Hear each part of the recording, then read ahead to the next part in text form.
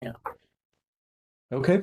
Hello, everyone. So today we are going to have a webinar titled AraCOTS5G, an experimental platform for programmable control of commercial 5G RAN. This is actually part of a series of webinars that we had.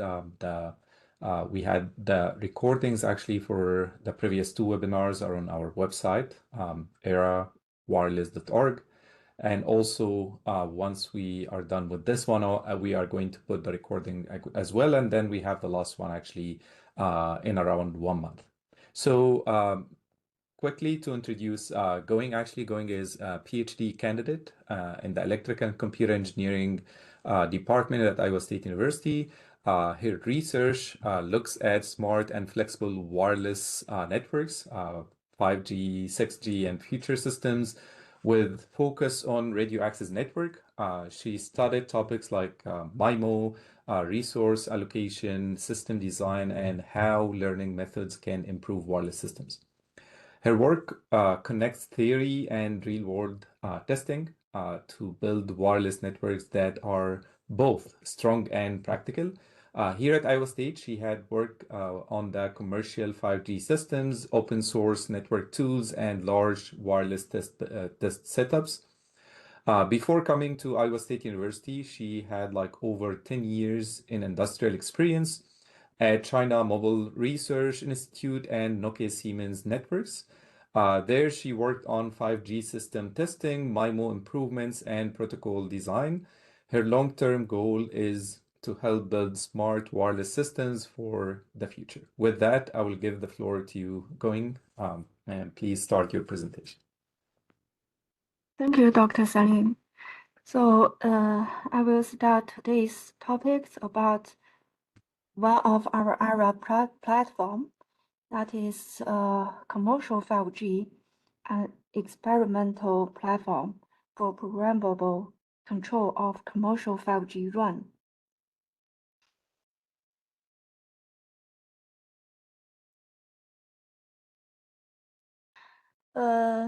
Here is the outline. First, I will make a very quick general introduction about our ARA project, and then we will go to the details of the AraCOTS5G platform, including the enabled research and also some experiments example, and in the end, we have a lab demo video. Our wireless living lab is for a smart and connected rural communities, and we are one of the core program and has spanned our research in many areas, including astronomy, agriculture, and rural communities. And here we show the rural opportunities for our wireless network research direction. And we divide this area in two domains. One is from latency point of view, one is from throughput point of view. Because there are multiple use cases requirements in rural, for example, some video application required high throughput, and but some other application, such like things, internet of things, they need very short latency. So in rural area, if involving the intelligence agriculture, we have multiple areas that need wireless network research for to enable high throughput and short latency applications.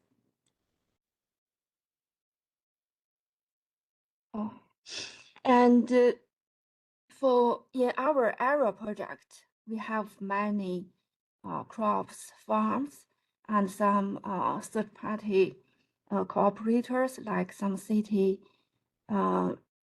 utility organizations like the water company. So you provide network connections, either wireless network connections or some other applications supporting services. Here is a example showing that in the farm, remote farms with automated ground and aerial vehicles, we can provide a real-time analytics at edge to provide short latency for remote control on the application for something like the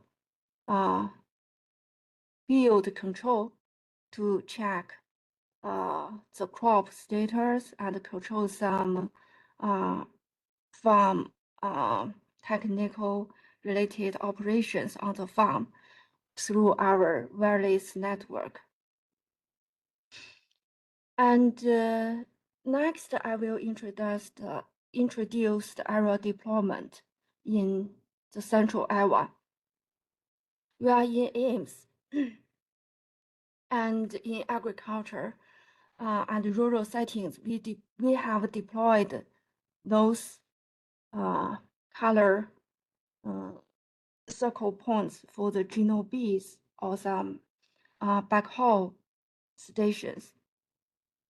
And for the first 4 base station here shown in AIMS Wilson Hall, Credit Farm Research Park and Agronomy, that are our phase 1 base stations.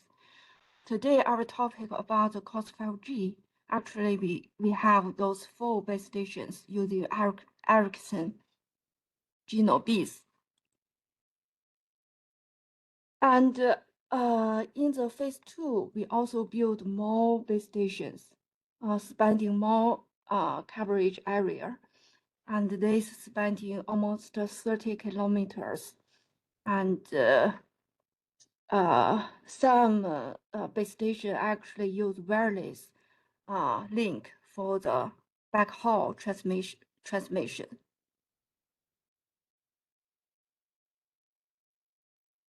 More details about our area deployment, users can refer to this paper, find more details.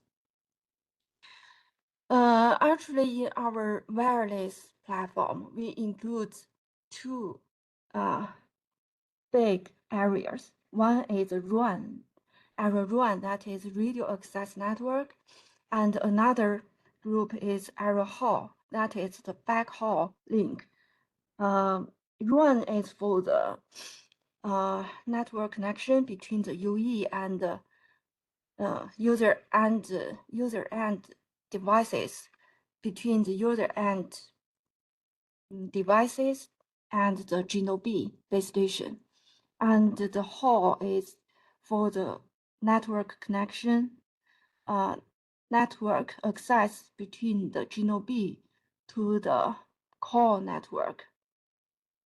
And for the AraRAN, we have multiple bands deployment platform, including the May band, where we deployed Ara SDR and also Ericsson base station. And for the TVWS frequency band, we have Ara MIMO using Skylark devices, and also for we have milliwave frequency band, which we use Ericsson radios too. And here are some details for AraHall platform. And in today's topic, our topic focus on the Ericsson platform, Ericsson Geno B and Quectel UE platform. That is our AraCOTS5G platform. Use those 2 frequency band devices.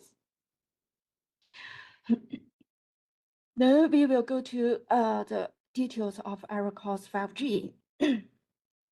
So actually, at first, maybe especially for academic area, researchers will think about that.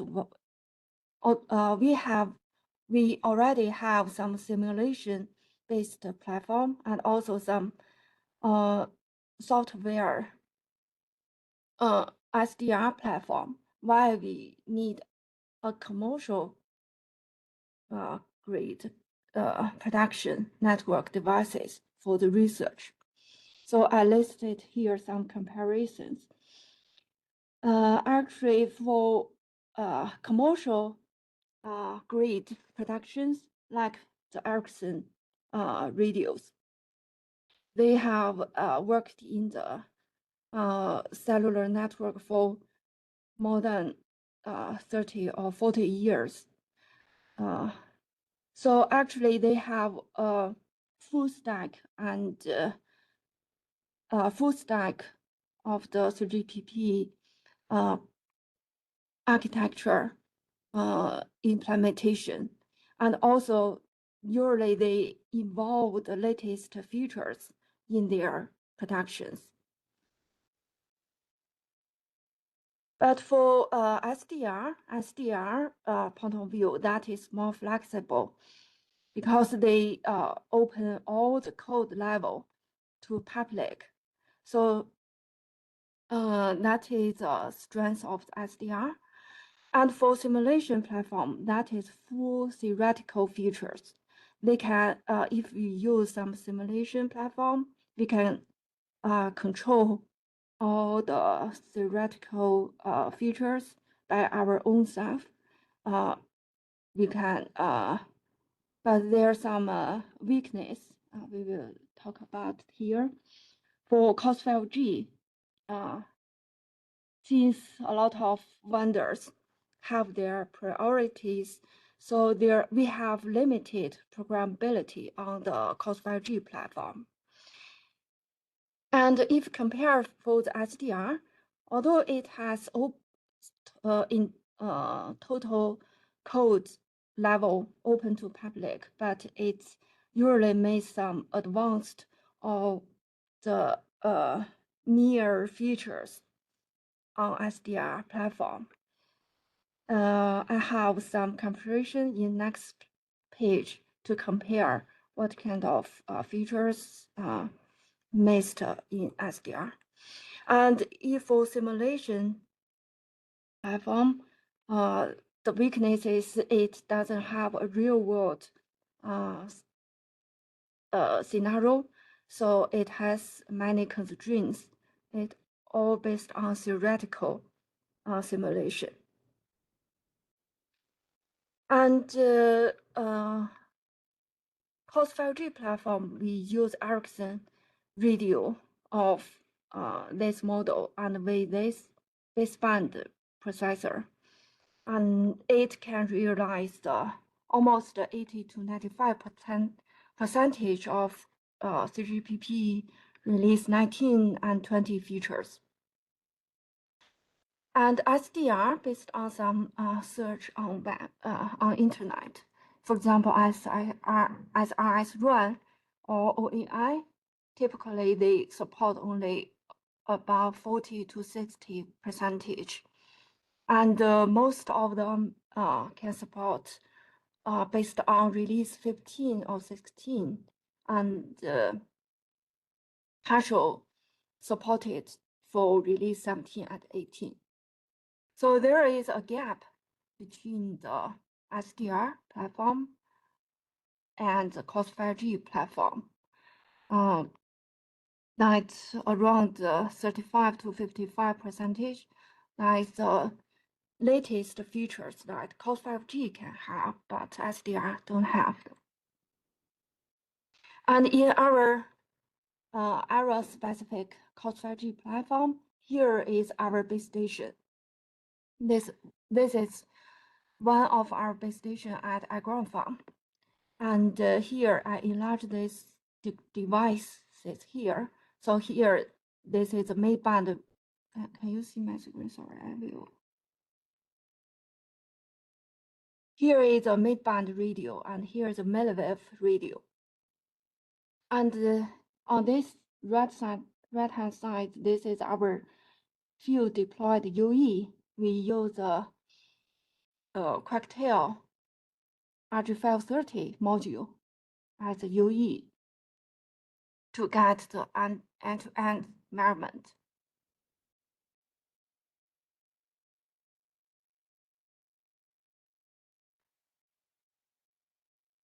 And this current Ericsson base station can have the very important feature that 5G have, that is 3D beamforming, and for MU memo, that is multi-user, multi-input, multi-output. Per cell, it can support up to 16 co-scheduled layers. Actually, this capability is based on the multiple antennas and actually the transceivers. Actually, this usually SDR don't have this capability. And next is our field deployment for AraCOTS5G, the coverage map. Based on the driving test, this is the map around IMS. Those four colorful circles represent our 4 Ericsson base station, and those green circles represent our AraCOTS5G UEs. And coverage area is represented by the black polygon. It covers around 12 mile multiply almost 9 mile in IMS. And here are the 4 field base stations of Ericsson. 2 of them are built on poles, and 2 of them are built on rooftop. And in order to use the Ericsson GNOB for our wireless network research, we developed GNOB APIs for researchers, and this is based on the RESTful API. We deployed API server for every GNOB, and we developed a translation layer from the Moshell 2 to the RESTful API. That's here Moshell 2 is the Ericsson base station operation tool. So we provide a translation layer between the operation on Ericsson GNOB to users using APIs. And for all currently in our APIs area, we provide some already enabled APIs here. All those details are actually in our website. But I will give a quick show here. Our GNOB APIs including many groups, including some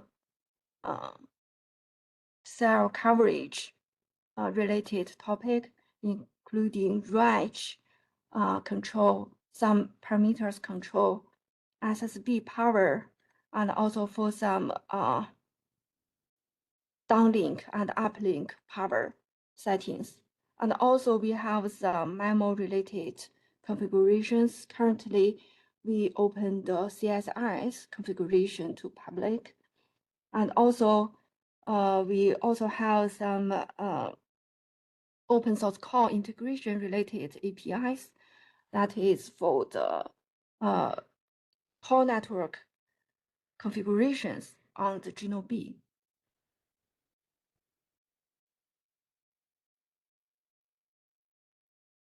But I would say that actually the Moshell 2 can open most key 3GPP run parameters and also some selected Ericsson priority parameters to us. But there are maybe thousands of those kind of parameters. Till now, we just develop the current, just now I showed the table, those APIs to public. If any users want to have more control on the GNOB, you can reach out to our teams so we can discuss and develop the required parameters control on GNOB as APIs for public users. And that is for GNOB control. Besides that, on the UE side, we can have some control on the UE, but mostly we use the UE for data measurement. We use the attention commands, that is a protocol to communicate with the UE chipset to get some cellular network data.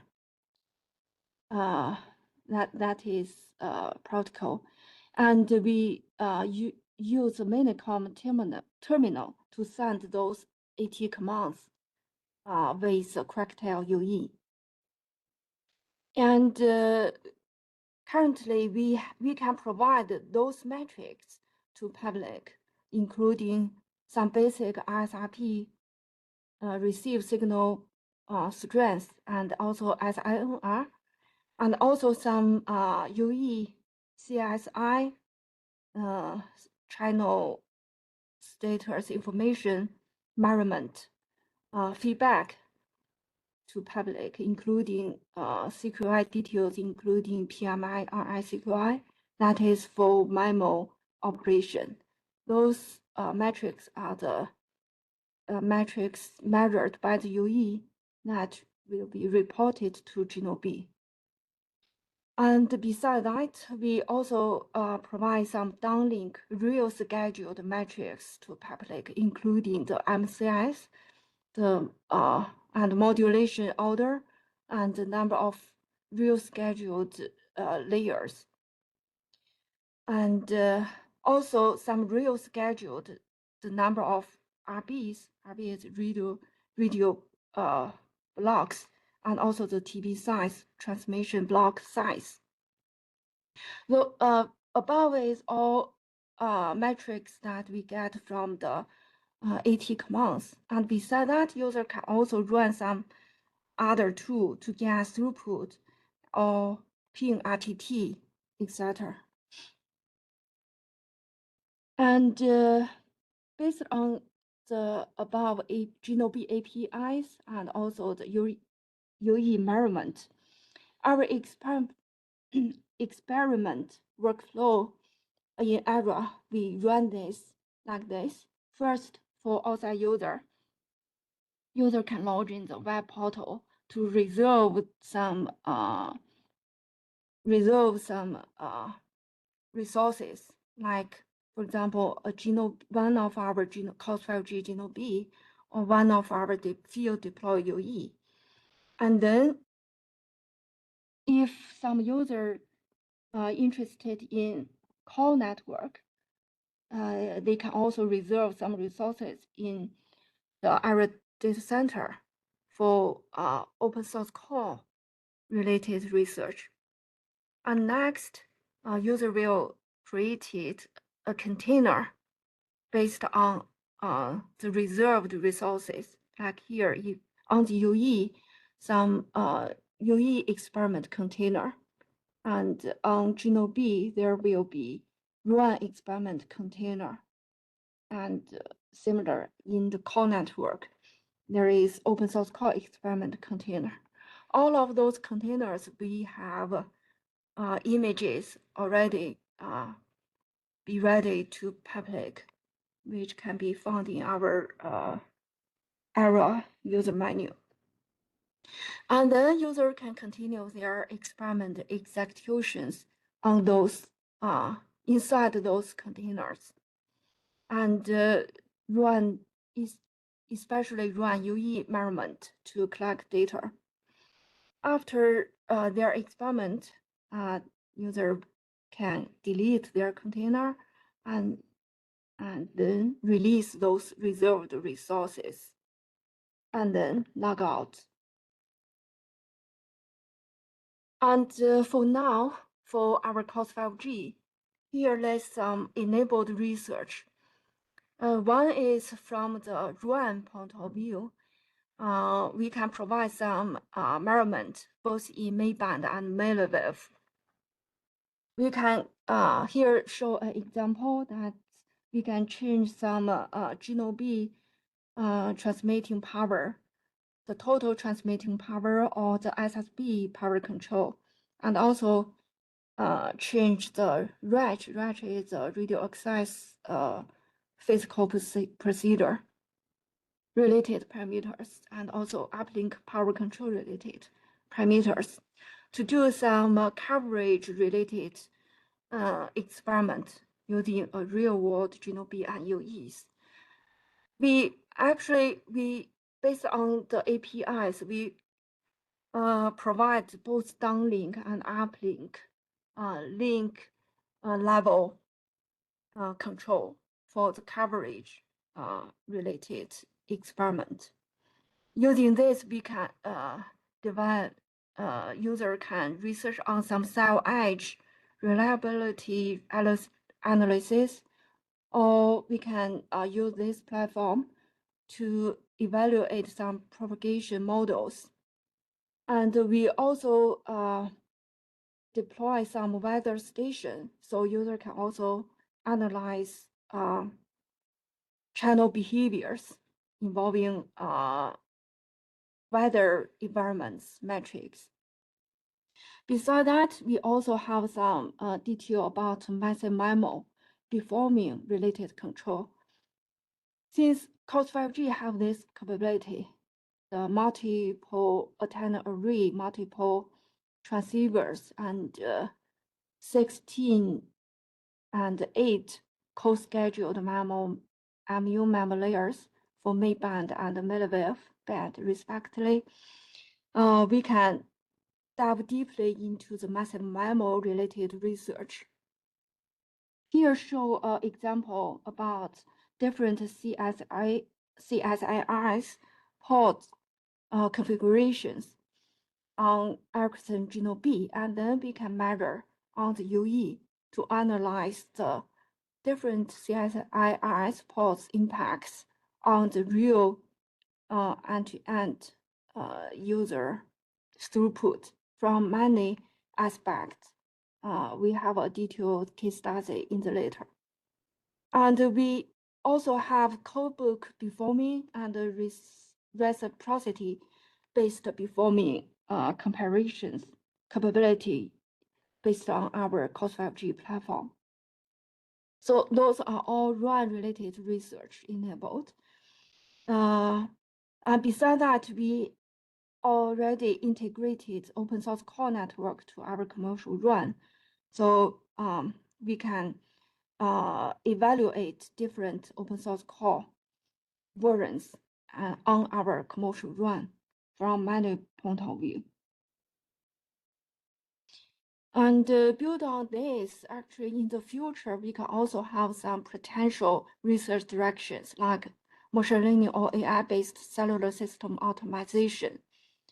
We can use some machine learning-based algorithm to control some parameters to balance some coverage and capacity. And also, if we control multiple area of parameters on GNOB, we can use some multi-agent RAN optimization method. And also, we have milliwave band, so we can develop some milliwave band research topics. Also, here in our COTS5G, we use a milliwave band in a new radio dual connectivity feature. And also, we can have some joint RAN and core network together co-design. For example, like network slicing optimization, edge computing, or some other network functions development. And above is our AraCOTS5G capability and some potential already enabled research and some potential research direction. Next, I will introduce some experiment examples. Here, first is some measurements using the UEs. We have a link here, so those can be found in our Ara user manual. There's very detailed step-by-step measurement methods in the UE measurement experiment. And also we have the coverage measurement experiment, the open source core integrated with commercial run experiment, and also the CSRS port configuration impacts on the MIMO performing in AraCOTS5G. So first is the coverage from the downlink and uplink balance point of view. We use the algorithm from GNOB and here, and we use two UEs. One is the UE deployed here is around 2 miles away from the GNOB. On the GNOB, we change the total transmitting power and the SSB power, and then we take measurement on the UEs. And for the uplink, we change those related parameters. And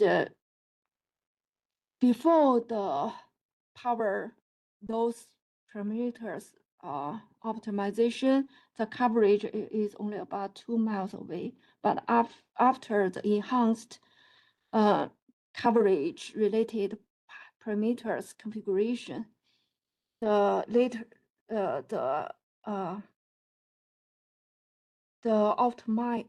optimized coverage range can cover up to around 5 miles away. So that is the first experiment. Next is open source core network integration with commercial run. And this is our architecture of our AraCOTS5G platform. This is the run part, radio access network. Here is the core network part. So the control plane and user plane for core network here. And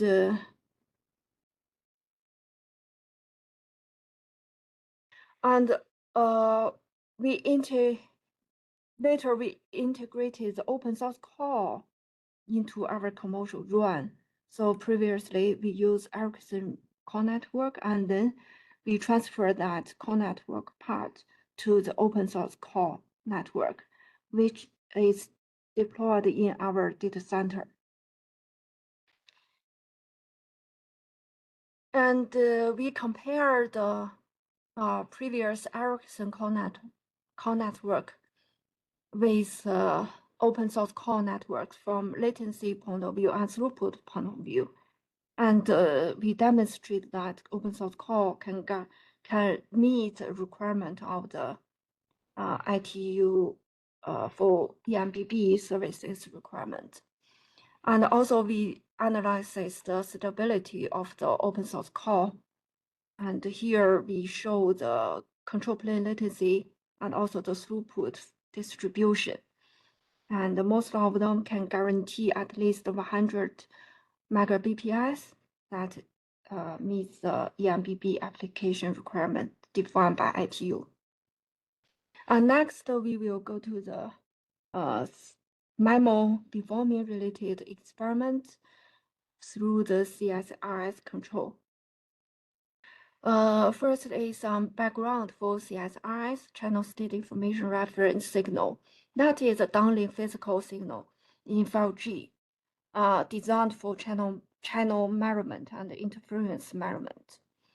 GNOB will send the CSRS in downlink, and then UE measure those reference signals and then report measured signal strength, quality, and the rank of the channel, wireless channel between GNOB and UE, and also some precoding metrics indicator to the GNOB. And then GNOB will, based on those UE reported CSI details, to make decisions for the later downlink real traffic scheduling. But GNOB just use this UE CSI report as references. It sometimes can change the real RI or PMI in the later real schedule. And here I listed RE maps for the RSCIs. Here is the OFDM symbols. Here is the subcarrier. So usually we have the first two column for downlink control signal, and also for there's some EMRs in the for the demodulating reference signal for PDCCH for the control channel. And also here, the red color represent the real traffic channel demodulated reference signal. And then is our main topic about the CSRS. Here, it can be configured like here. Here is a 16 ports example. We can have another like a 1 port, 2 port, 4, 8, 16, 32 CSIS port defined by the EPP. Here is just an example, one of the 16 ports deployment port array. And all the other REs, RE represent the resource elements. That is the real traffic resources can be assigned to users to transmit real traffic. And as I discussed just now, CSRS can have different number of ports, and though the more number of ports used, the more resolution for beam performing beams, but it will get more overhead. For example, if take 16, take the type 1 single symbol PDICH DMRS configuration, like this map as an example. If we configure 8 ports or 16 ports or 32 ports, then the overhead of the CSRS will be from 5 to 11 or even to almost 24% for the overhead of the CSRS. But if we configure our system using the type 2 single symbol for PDICH DMRS configuration shown in the figure B here, type 1 and type 2 difference is the density of the DMIs used for PDICH here. So for different number of ports of the CSIs, the overhead will change a little. Why I show this, I want to show that different number of the CSI ports will have different overhead, but they also dependent on the other signal configurations. But at least we can have a general idea that the more ports used for CSS, the more overhead we will consume. So that means we will have less resource elements used for the real traffic transmission. And here on the left-hand figure, I show an example for the 16 ports CSS attendant ports. So we have the logical CSS attendant port array. We can have the attendant array deployed like one row with 8 columns and with multiple polarization. We have in total 16 CSS logical ports. And then we can also have similarly 4x2 array shape. And then also we can have 2x4. The difference is between how many used for horizontal degree, how many ports will be used in the elevation array. This will have different impacts on the cellular system. And we take an experiment on the one of our genome B here is agron from genome B, and then we use two deployed UEs. One is LibRac UE, almost 0.8 mile from the genome B, and Brent UE is 3.74 miles from the genome B. And we also have on each location, we have a high height UEs, and also we take measurement on ground UE, similar at the Brent UE. So in total, we have 4 UEs, at two different locations, and each location have 2 different heights. And here is our measured SRP for the 4 UE positions. One thing we need to mention is that measured SRP is layer 1 SRP. So the genome B will dynamically change the reference signal to measure for the UE. Sometimes it is SRB, sometimes it's UE will measure CSRS. So that is another aspect that we can take some research topic for measurement study. So one point of view is that we cannot just only analyze SRP alone to measure the channel behavior, because actually the reference signal measured will change. So that is one aspect. And if we just measure SRP to analyze channel behavior, that is not accurate. We need to separate whether that is measure SSB or whether that measures CSRS and what kind of configurations of the CSRS. And for the 2 UEs, we can see that for the LibRac UE, that is a good coverage signal condition. It's almost this minus 70 dBm level. Those orange and green data point is for the LibRac measurements SRP.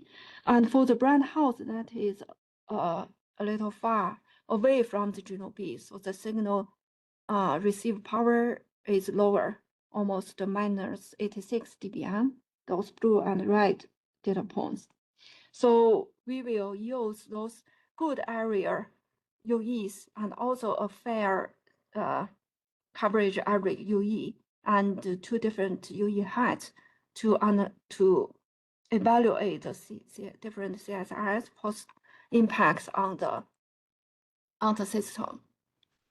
Our main idea for the analysis is listed here.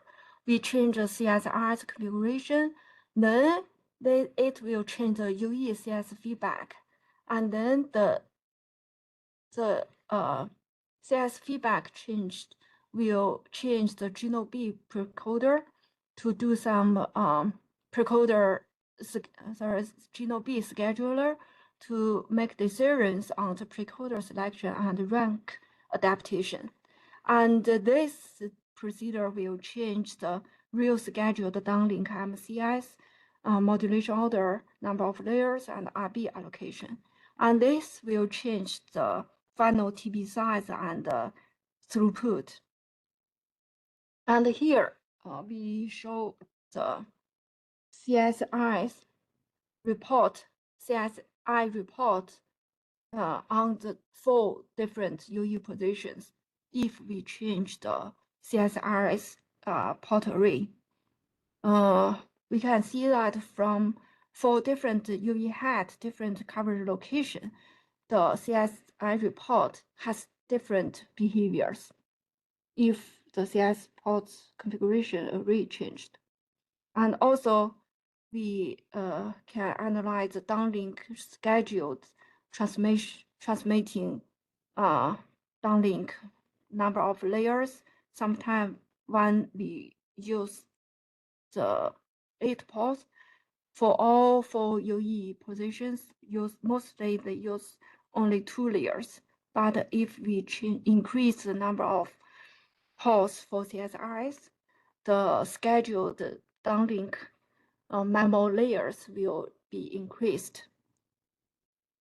And also, but although the number of downlink mammal layers increased, for each layer, the channel quality decreases because we can see the MCS, the coding scheme level degree for the green, orange, and red color UEs.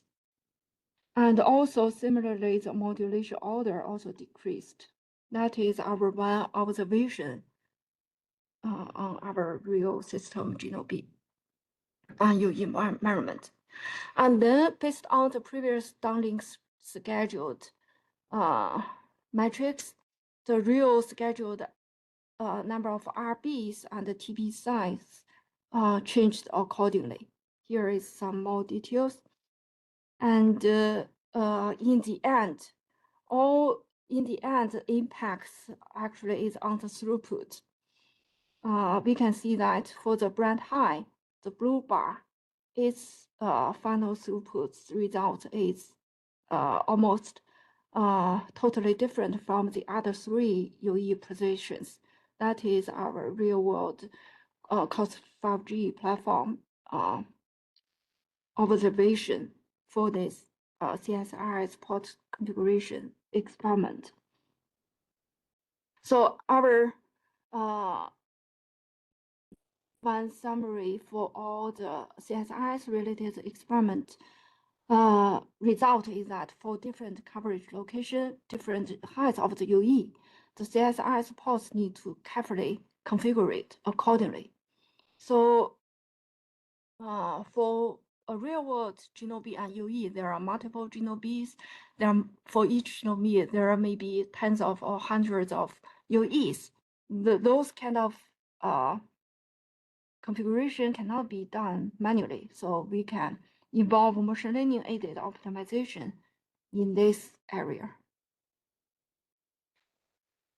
So based on the experiment 3, that is very valuable on our AraCOTS5G platform.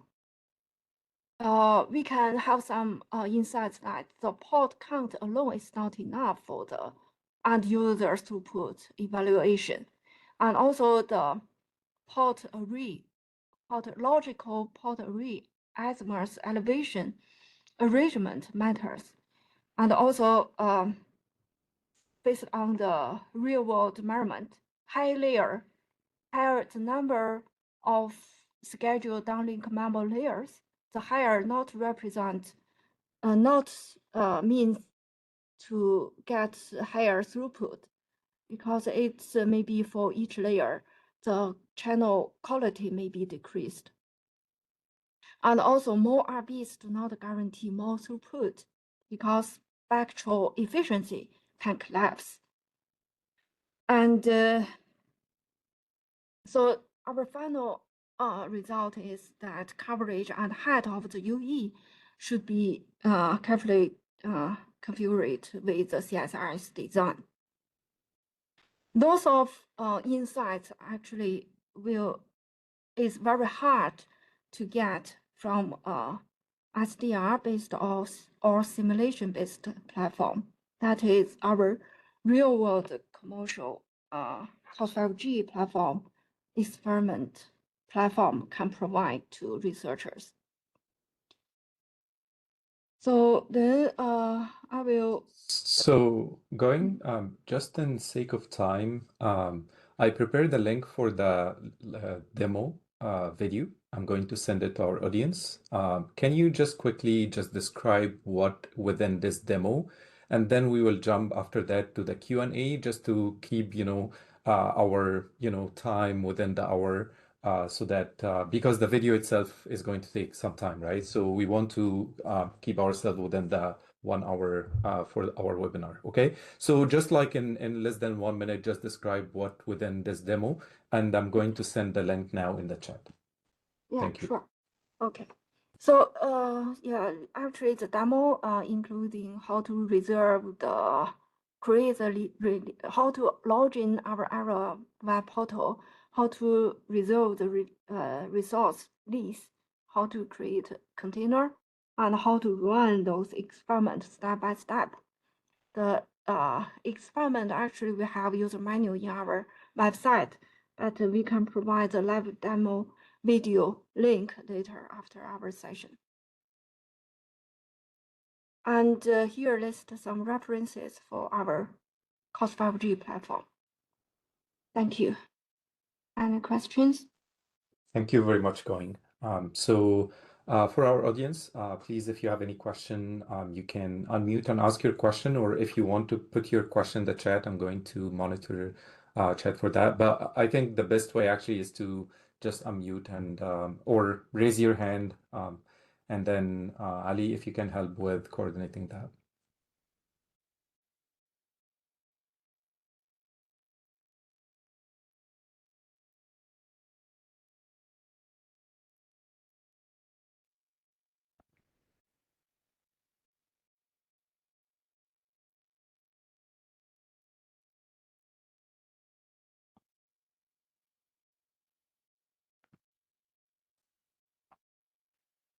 So until getting questions, I think, can you tell us very quick, like the steps, like maybe let's say one of the audience now, they want to start, to use the platform. Can you quickly just, let us know what exactly the steps, right? Like, can they directly go to the website, or have they like go with one additional step, or their PI or major professor, like how this can be done?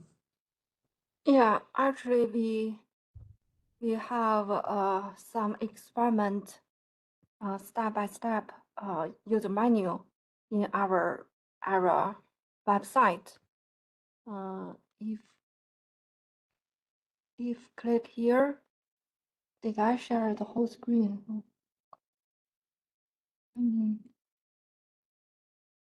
So actually, user can follow some guidelines for AraCOTS5G experiment step by step from the very beginning, including login and resource reservation, container creation, which image need to put into the container, and how to run those provided GNOB APIs, and how to measure the UE measurement metrics.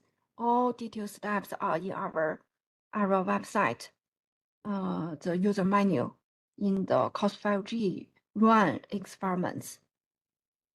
Okay, great. Thank you. Again, audience, any questions?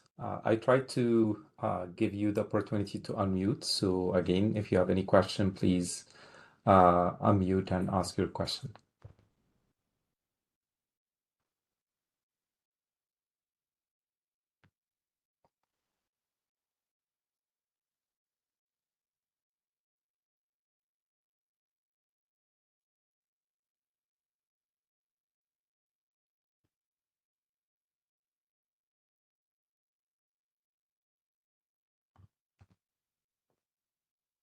Hello? Yes, go ahead, please. Okay, so just I want to ask one question about the mobility of the UE. So the UE is fixed or can somehow change the position and so on. Is it fixed or there's some mobility options? Yeah, that's a good question. Actually, currently we have the few deployed fixed location UEs, which we can do experiment remotely. But if because we are cellular network, actually mobility is our key feature. If we want to do some mobility UE measurement using the Ericsson Juno B, we have to take the Quacktail UE in a car and do the testing based on the driving test. All those measurements and UE measurement container images pool are all of those experiment steps are the same with the fixed location UEs. The only thing is that we have to take a Quacktail UE with us for a moving UE for the testing. But currently we don't have this moving UE open to public. If anyone has this research requirement, we can discuss. Maybe our team member can help driving during some experiment.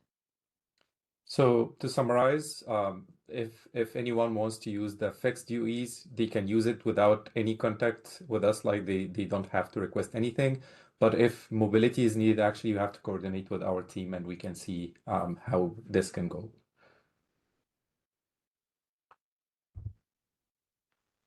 There's Thank just you. another Yeah. question. Yeah, go ahead, Okay, please. so I can understand, but other question that maybe there is some off-the-shelf Quacktail UE in the market that usually work with most of the vendors. Just we put some SIM cards in this Quacktail UE and it can connect to the network and it works and we can get all the system telemetry. So I don't know, this off-the-shelf Quacktail UEs can work with the ARA system or not?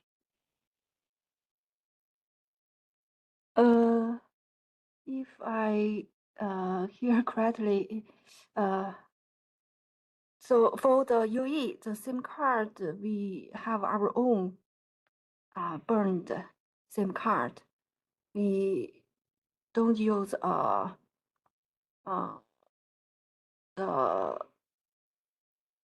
how to say the commercial PRMN, the SIM card. We are using our own designed PRMN SIM card. So going like, let's say Dr. Ahmed is going to bring his Quectel tomorrow, right? Are you going to provide him your SIM card to put into his Quectel and then he can connect to the Era platform? Yeah, yes. Okay, thank you. We can provide.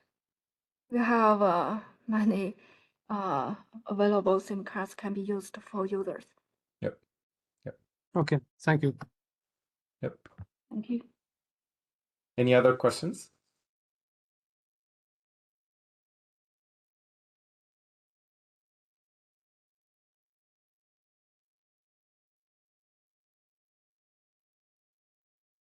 Okay, I think we are now like, somehow out of time, but I would like to thank Going for your presentation. Thank you very much. And also for all our audience, actually, thank you very much for attending. And I encourage everyone actually to go and watch the video posted to the chat.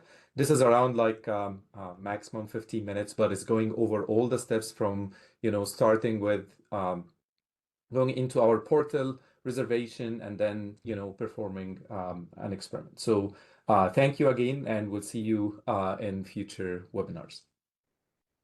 Okay, thank you. Bye. Thank you. Bye.